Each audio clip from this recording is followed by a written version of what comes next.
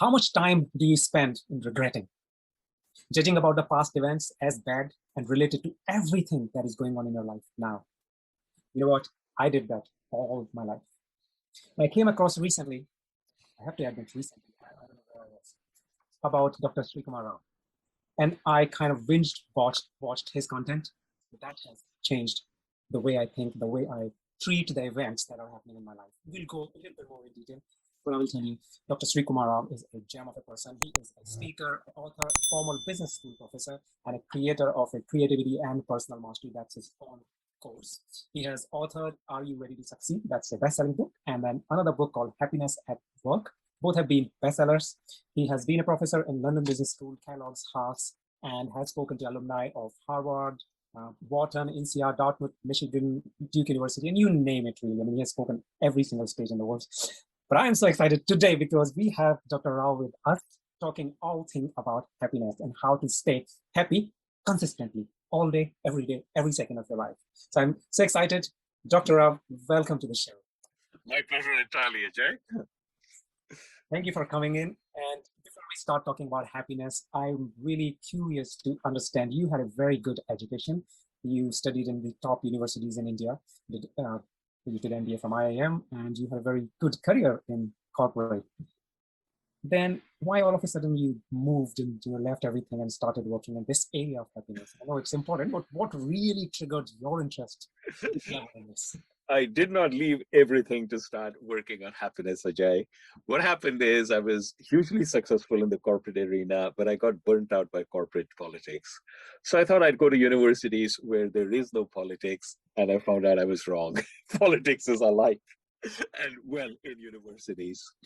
So then I was feeling, I had such brilliant career. I was moving up like a rocket in the corporate world, and I went to the universities, and my colleagues who remained in the corporate world went on to great financial success, and they rose to positions of power. And I thought, gee, I blew it all. I had this opportunity, and I messed up. I made a mistake. It's terrible. I've blown my life. So I really started feeling very sorry for myself. Now, all my life, I'd been doing a lot of reading, spiritual biography, mystical autobiography would take me to a wonderful place, and I came back to the real world, and it sucked. And I remember thinking, if all of this is useful only if you're sitting quietly thinking peaceful thoughts, but not when you came to the hurly-burly, then it's useless. But somehow I knew that wasn't true. I knew that this was very valuable, maybe even the only thing that was valuable. I just hadn't figured out how to make use of it. So one day I came up with my bright idea, which is, why don't I take the teachings of the world's great masters, strip them of religious, cultural, and other connotations, and adapt them so that they're acceptable to intelligent people in a post-industrial society.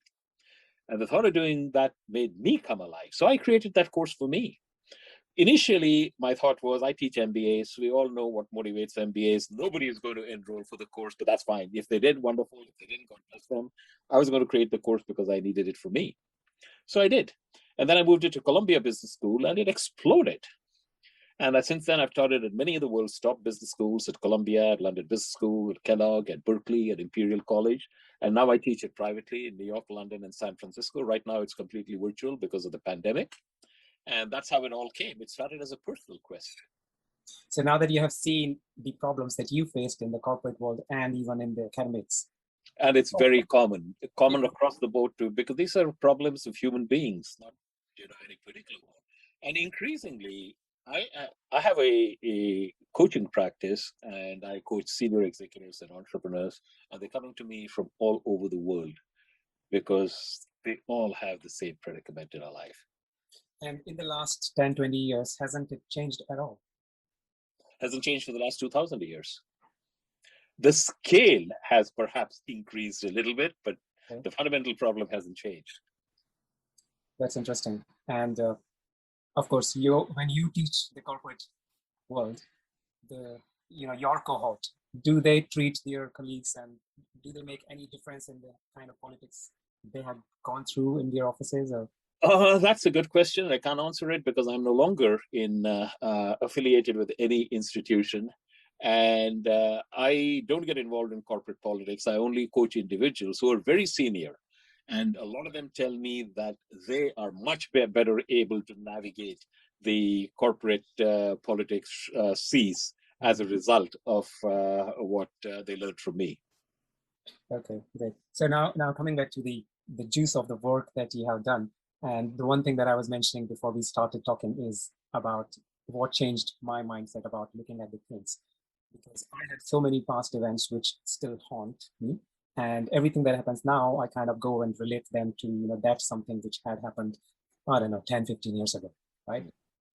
What I now do is I ask myself the one thing, the one mental model that you introduced, the good thing, bad thing. I find it so transforming.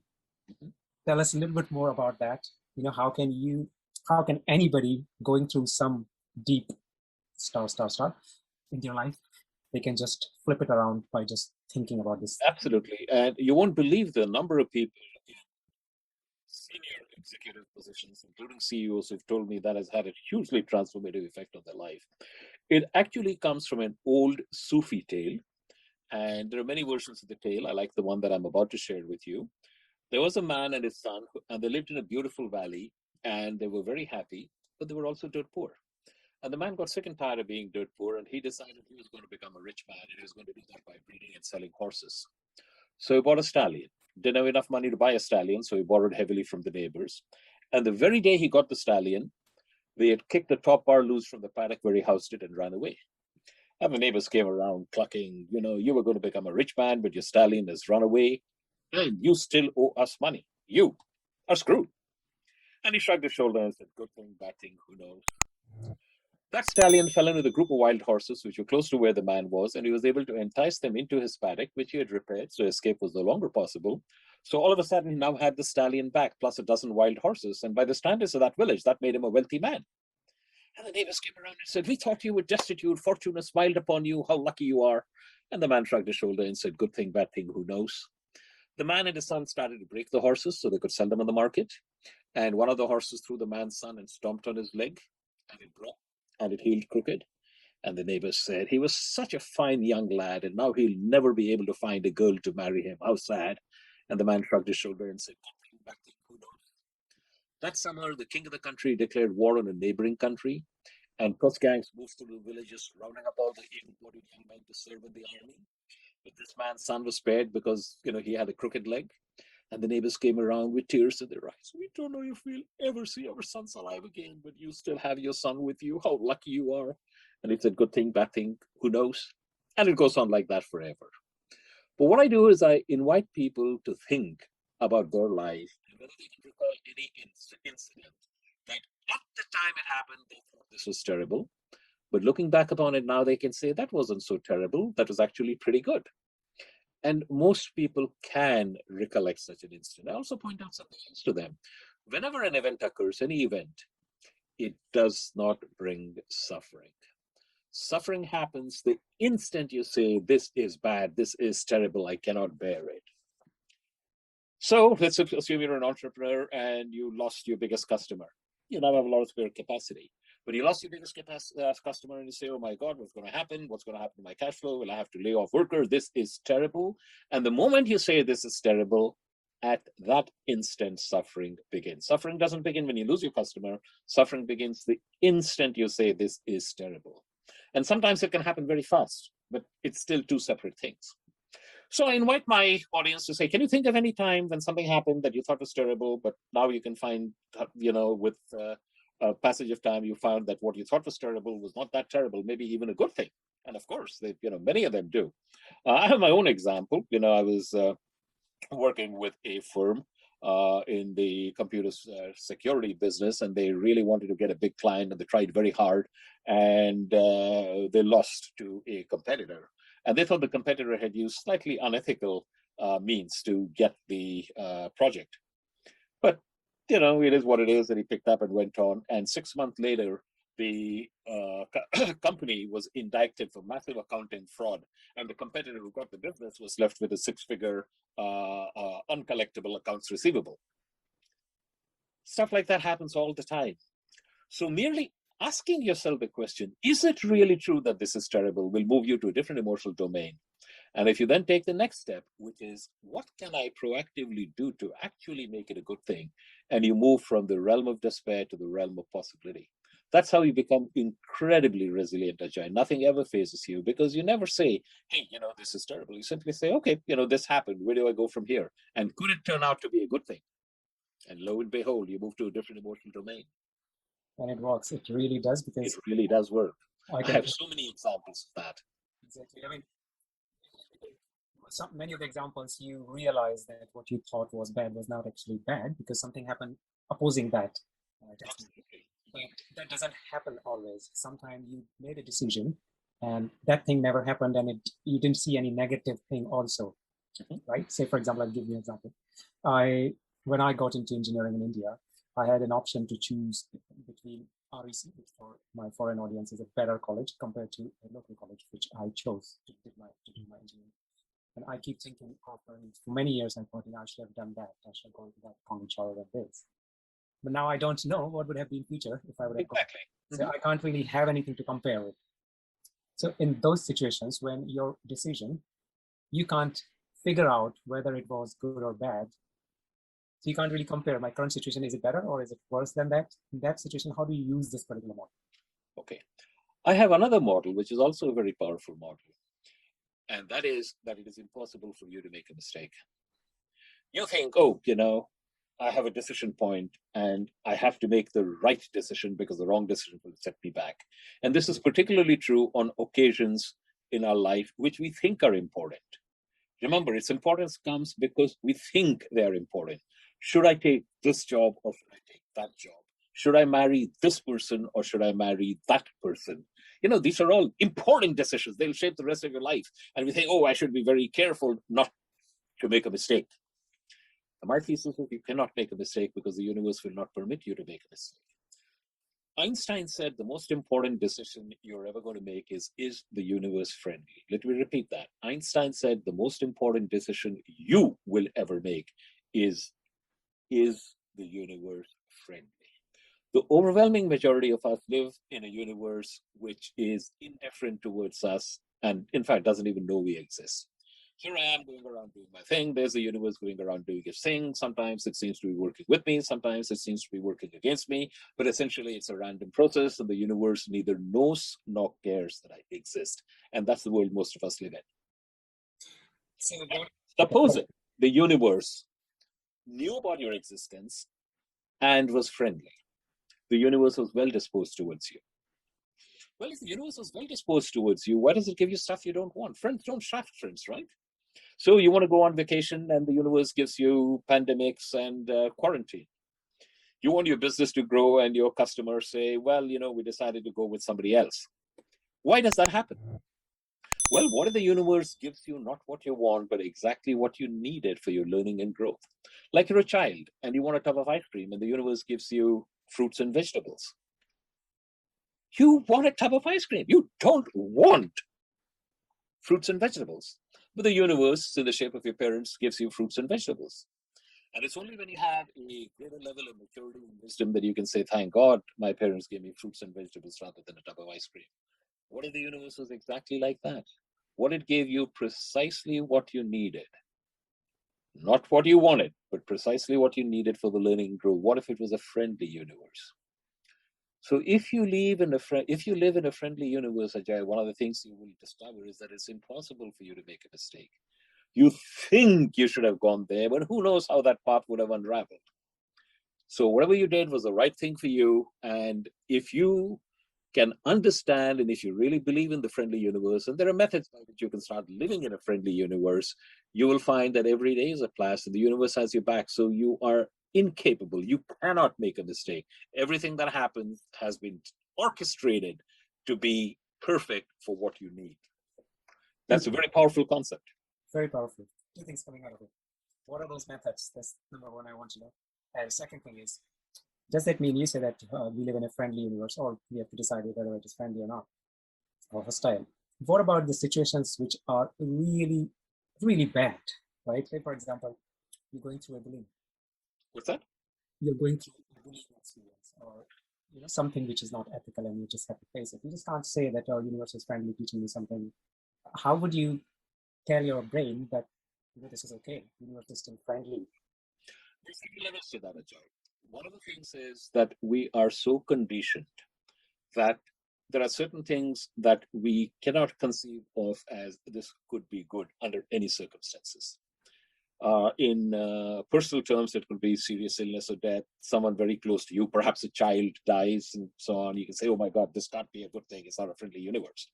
And on a global scale, we're seeing it around, pandemics, the Holocaust, genocide, and, all kinds of stuff which is around us. Understand that this is conditioning that you are subject to. Don't try to rebel at it. Don't try to say, oh, it's a good thing my child died. Yeah, you're not going to succeed and you can't kid yourself like that. But you can get to the point where you say, at my present level of spiritual understanding, I cannot accept this as anything but a great tragedy. But what I can do is I can decide that I'm not going to let my life be defined by this tragedy. So I'm going to wrap it up in cellophane and put it on a shelf over there and say, I will not let my life be defined by the tragedy. And when I grow to the extent that I can make sense of it, I will. For the time being, I'm going to put it aside and I'm not going to let my life be defined by the tragedy. You can do that at one level, okay? Things like that are relatively rare in your life. I mean, they do happen, but they're not that common. For the vast majority of things that do happen to you, the model works very well. But also what happens, and there have been countless instances of this going through the history, such deep suffering awakens people to their spiritual side. And ultimately, they realize that all of the suffering that we're going through is fictional because the entire world is, it's Maya. It's a great illusion within that. And to understand it intellectually is very different from knowing it and being anchored in it. And deep sorrow of the kind that you outlined is frequently the nutcracker, which breaks open the nut and makes you open to recognizing that you're only living on the surface of a very deep and very profound cosmos. And you can go beyond human suffering, which is what all of the great sages not only did, but they encourage you to say, this is the kingdom of heaven, if you will. Yeah, but you mentioned that is when your consciousness is of that level. When it gets there, yes. It's there, but unfortunately for majority of people, that is not the case. Which is why I say for the majority of people, don't pretend and say, this is not terrible. Just say, I cannot understand it at my level of awareness. So I will wrap it up in cellophane and put it on a shelf until such time as I feel competent to grapple with it. But in the meantime, I will not let my life be defined by the tragedy, which means I will grieve appropriately as needed and carry on. But one thing that I will say is every time you suffered a personal loss and every time you have a situation which strikes you as deeply unfair, that is a sign that the universe is nudging you to do something about it. And in doing something about it, using whatever intelligence, whatever resources you have, you are really working on yourself. These kind of thoughts wouldn't even touch your brain cells when you're in a deep thing, some issue, right? If you're in a bad situation, you wouldn't think in those terms. I mean, I'm doing this exercise, but for the small things. If something seriously bad goes, then your brain is not in a state of mind to think like this. So what are the methods probably you just mentioned about which a normal person who is going through really terrible experience, he can do something to become that extremely resilient person so that nobody even realizes that he's going through such a sad time? The way to do that, Ajay, is to learn surfing. The methods I teach are very powerful. And when you are hit by a tsunami, you can surf the tsunami rather than getting drowned by the tsunami. And you can surf on the tsunami and say, isn't it a wonderful ride? The problem is you can't begin to learn surfing when you're hit by a tsunami. If you want to surf the tsunami, it's a very good idea for you to practice on the 2-foot waves before the 60-foot wave comes along. So when people are in the grip of that, they don't think about it. And the reason they don't think about it is they haven't trained themselves to think about it in all situations. What I do in my programs, what I do with my coaching clients is I get them to think about it, not from a morbid standpoint, oh my God, this is going to happen, which sends lots of negative mental chatter and negative attracting forces out, but simply as a hypothetical. And when you start doing that, when you play act in your mind, this is how I'll react, your ability to surf the tsunami when it comes is greatly increased. So start right now when there isn't anything major affecting you. Become familiar with the concepts, implement them in your life, see that you're living in a friendly universe. And then when you get clobbered, and you will get clobbered, it's not a question of will I get clobbered, it's a question of when will it happen and in what form will it happen. It will happen. So then you will be in a good position to surf the tsunami when it happens. I think that makes a lot of sense. So it's kind of building your resilience muscle is an exercise that you do before you go into that downward. Before you're really tested on that, yes. Exactly. Yeah. And you just said a word called mental chatter. That is always, it is something that disturbs everybody, right? And it takes absolutely. time. It's core concept of what I teach. It's been called various things by various people. The Buddha, for example, refers to it as the monkey mind, and in our scriptures, it's referred to as your wild horses that are dragging you inside. So it's a constant stream of thoughts that we have. Mental chatter is nothing but an unending series of thoughts, and one feeds on another and feeds on another, and there are too many for you to get a hold of. So is the mental chatter is the mental model which makes people suffer the most, do you think? The two feed on each other. A mental model is the notion you have that this is the way the world works, and your mental chatter reinforces your mental models, and your mental models give rise to your mental chatter. So the two are intimately intertwined. So I don't mind having a mental chatter as long as it is giving me something productive or something positive. Because all sort of thoughts are some sort of chatter, but unfortunately 9 out of them are negative, right? So many of them are very negative, but even if they are positive, you want to basically go beyond chatter altogether. And if you want to get to the place that the sages are telling you this is your true self, you have to get beyond both the good and the bad, quote unquote. And yes, it'll benefit you immediately because, as you pointed out, most people have negative mental chatter 3 to 5 times as often as they have positive, quote unquote, mental chatter. But ultimately, you want to go beyond all the duality. So you just observe it. Don't identify with it. Mental chatter is not a problem, Ajay. You go off, it's a bright sunny day, you look at the sky, there are clouds, and you look down, 10 minutes later, you look up, and those clouds are gone, and other clouds have come in their place. Mental chatter is just like that. It's there. It's like clouds in the sky. They come, they go, no big deal. It's when you identify with the mental chatter that they can take you to places you don't want to go. Our problem is not mental chatter. Our problem is we identify with the mental chatter, and then it can really create havoc in your life. Sorry to interrupt. When you say identify, you mean you make that to become your mental chatter. I am angry, and instead of observing anger is passing through me, you become angry, and then you go off and do things. And look at gang killings. Very often it happens because somebody does something, the other person gets angry, immediately reaches for a gun or a knife or something. They become their mental chatter as opposed to the observer of the mental chatter, and then all kinds of horrible things can happen, both to the individual and to society.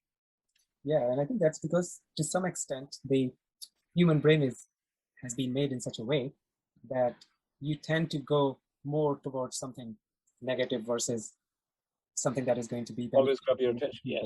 Yeah, the default mode is to go, if let's say your loved one have gone out and you can't reach their phone, the first thought will come is, they had an accident. Absolutely, yeah. And of course, this has been spread. Social media is doing a wonderful job of reinforcing the negative. So that is happening to an unprecedented scale right now. So what is the daily exercise that I can do to have? Observe your mental chatter. Constantly observe your mental chatter. Be the witness. Don't become your... And by the way, you can start out doing it and you will lose your witness position in seconds, sometimes within minutes. But each time you realize you lost your mental chatter witness state and become the mental chatter, go back to being the witness. Do it over and over and over again. This is the rest of your life exercise, Ajay. If you observe it, do you have to do something to flip it around, or you just observe it? Just observe it, that's enough. And then you mean to say observe means just being mindful, right? Be mindful of that. Say this is the mental chatter going through. I'm having a lustful thought. Anger is passing through me. I am feeling disappointed. I am feeling fearful. Not I am fearful, but I am seeing the emotion of fear passing through me, and you're witnessing it. So because this mental chatter is like 24 hours, right? Even when you're sleeping, it's there in some form. But when you're observing it, like mindfulness is a meditation exercise, which Yes, it is. more or less the same thing, but that is only when you're sitting and doing mindfulness Correct. mindfully, right? But rest of the day, you are not doing the meditation, right? My thing is mindfulness is not something you do at specific times. It's something you bring into your life, period. Of course, this is a impossible quote unquote goal, but that is the ideal. And the more you go towards it, the more you find that you're capable of doing it. And you will find your life start cleaning itself up incredibly fast. When people take my program, they realize significant benefit within weeks. And there's one more very important model that you talk about, which is the me-centered universe.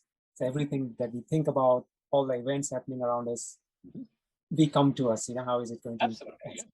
My point is, what's wrong in that, right? Even in the aircraft you go, there's nothing wrong, quote unquote, in that. But if you live in a me-centered universe, you're not going to get to the vision I had pointed out, where you're radiantly alive every day. You're going to live, if you live in a me-centered universe, you're basically going to live a mediocre existence punctuated with flashes of pleasure. That's just the way it is. If you want to break out of that into a space where you're radiantly alive, then you have to find a cause which is bigger than you are, which brings a greater good to a greater community. And you have tremendous flexibility in defining both the greater good and the greater community. But if you don't find something like that to which you can subsume, if not your whole life, at least a big chunk of it, you're going to live a mediocre existence. So there's nothing wrong with it. It's just a choice that you make. Why? You can be considerably living your existence. Hey, I'm perfectly happy. I'm going out. I want to be president or head of my division, or I want to be CEO, and I try that. And I did all of that, and I'm leaving perfectly fine. Until one day you find that it is not enough. All of my coaching clients are extraordinarily successful individuals, and they have it all, and they have the money, the position, everything, and they realize that that is not enough. That is not bringing them what they're looking for. And it's only then that, somehow or other, I come across their notice and they watch my videos and read my books and they say, this is what I want. And then they come to me. Is there any, the people that you're mentioning about, they're like super successful people. So absolutely. Definitely they have achieved quite a lot in their lives. But most people, they still think that they have to yet to achieve that goal, and then I'll have enough to contribute to the rest of the world, and that bar just keeps going up and up and up all the time. Everybody, the vast majority of people are stuck in the I know that money does not bring happiness, but I would like to find that out for myself mode.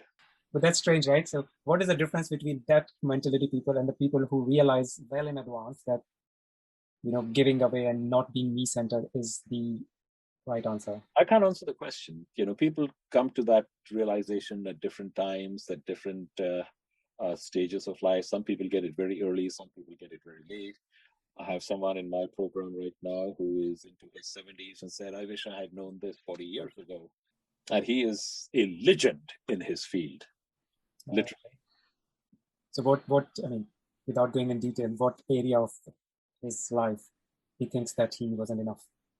Everything. He just said, everything that I thought I was my accomplishments. I thought that I was the money, the material positions, the benefits that I gave to my clients and so on. He says, no, that's not who I really am. Yeah, I mean, that's really interesting. And I personally can tell you that it is so satisfactory when you are helping other people and giving away some of your. Actually, I'd like to go deeper. You never really help any other people. Help is being delivered through you.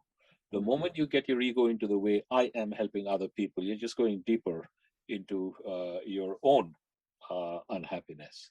Help is happening through you. Help is not happening from you or by you. And the sooner you recognize that, the better an instrument you will be, and the faster your own progress will be. We are just the channels. You're just the channels. I mean, it's a little bit difficult to digest these things, until you practice them. So how you can have to think about them because these are uncomfortable concepts and they're very different from the way most of society runs. You have to think about them till you're comfortable with them. And as you start thinking about them, eventually you can wear them like a second skin. And that is when you really find changes happening in your life. So let's say I want to have that feeling of when I'm making some contributions or something, well, I'm again saying I am, but I want to feel like, I want to feel how to be like a channel of something. How do you do that? How you can? I don't feel like being a channel. Just see yourself as being a channel. Wherever you can help someone, do so, but don't have the expectation that you're doing it or something will come to you. In my program, I have a exercise called the other-centered universe exercise, where people go out deliberately and each day make somebody's day. And they do it just because they can. But even if they have the thought, I did so much for this person and he didn't even say thank you, you've just blown the spirit of the exercise. So don't expect anything in return, just do it. You just do it because you can, period. These are so powerful concepts. And I mean, I can tell you that I'm learning so late. How can you teach these things? Is the language teaching these to kids is the same as to adults, or you take a different approach? If you have a 10-year-old, the language isn't different. Person's receptivity is different. I've known very young kids in their early teens or even younger, some as old as maybe 70, to immediately grasp it. And I know people who are in their 40s, 50s, 60s who don't have a clue. I'm talking, what do you mean be other-centered? I'm in it for me. Go to the finance world, all the private equity people, the LBO artists, the investment bankers, they're all there for, what's all about? This is very nice. How do I make money? How much money am I going to make out of that? There are people in all ages who don't have a clue. There are very young people who do have that. So it varies, and I can't explain how the variation is. I am biased because the only people who come to me or seek me out are persons who already recognize the truth of what I'm saying and they want to go deeper. Otherwise, they wouldn't come to me in the first place. That is so true. And how do you identify what mental model? Say, for example, I have a child, so I'm just thinking from that perspective. What mental model he is playing with when he's just getting angry on something that you did? When you become aware of your mental models, you become aware of the probable mental models of others. Example? Like, say, for example, you have a model that you should be altruistic, and you're having a discussion, let's say, with your son who's going to a business school, and say, oh, Daddy, the sole purpose of a business is to make money. And, the Milton Friedman approach, business should make money, and, business shouldn't get hung up, and we need social good. And if businesses make money, then they pass it on to shareholders as dividends, and then the shareholder can do whatever he or she wants. But businesses should not get involved with that. That is a particular mental model. Milton Friedman does not pay any attention to the fact that perhaps persons are motivated by other means than the economic rational man who says more is better. So by virtue of your being aware of your models, getting into discussions, you also become aware of what is the probable mental model of somebody else who is speaking or demonstrating that. And sometimes you would be in a position to change, and sometimes they're so rooted they don't even understand they're using mental models, let alone that they're using dysfunctional mental models. That's the way it is. I never advocate anybody preaching to anyone. I simply say, hey, why don't you share? And if they're ready to listen, they will. And if they aren't, walk on.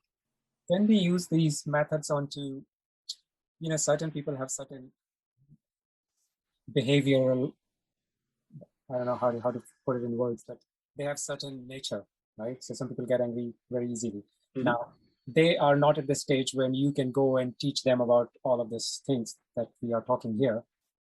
How can you pass on that message to the people who are not receptive? You can't. I don't even put it this way. I have discovered that unless a person is ready to listen, he or she will not be a good coaching client. So I've had some persons come to me and they want to be my coaching client because they heard great things that happen. And I talk to them and find out that they're too entrenched in their worldview and not open. I don't take them on as clients. It would not benefit them and it would be an aggravation for me. So I just don't do that. People have to have reached a stage in their own life journey when they are open to challenging what society tells them is the way to be. And it's only when they're open that you can work with them. Otherwise, you can't. How do you deal with the situation if that person is your family member? That makes it even tougher. And the point is, what you can do is you can try several things. You can try a Socratic questioning. And this is a technique that I recommend to everyone to help you in personal situations as well as in business situations. Let's say, for example, it's your wife, and she comes back ranting about what a terrible day she had at work and how terrible her boss is. And you didn't say her boss is terrible because that anchors her in that. You might say something neutral like, yeah, what your boss did was terrible. But then you ask, but can you imagine any instance when your boss behaved like a decent human being? And you say it very non-confrontationally, just throwing it out from an inquiring possibility, as an inquiring possibility. And if she engages with that, recognize what you've just engineered. You've engineered a 180-degree shift in thinking from writing about how terrible her boss is to thinking about other times when he behaved like a decent human being. It is your job to use this technique to change the way person's thought frames are moving. And if you succeed in doing that, you will get them to engage in a manner that you would not have succeeded otherwise. It's a very powerful technique, but also remember, it's very unsettling. Socrates was forced to drink hemlock because he made too many people uncomfortable with the questions he was asking. But it is also very effective because 2,000 years later, we still remember him for what he was able to accomplish. And all he did that was by asking questions. So the technique of Socratic questioning is a very important one to learn. And another one is playing the what if game. So, and this particularly works with children. So if your son is using a model and you can see that that is destructive, don't try to tell him, hey, using a dysfunctional model. Simply wait for an occasion to present itself and particularly see if you can relate it to some friend of his or hers who is passing through a similar situation and say, do you think it would help your friend if your friend saw it in this manner? Mm. So now he's willing to listen because he is going to help his friend. And in the process of doing that, he's going to inculcate it in himself because they're smart. Thank you for sharing that. An extra thank you for the warning. So, okay.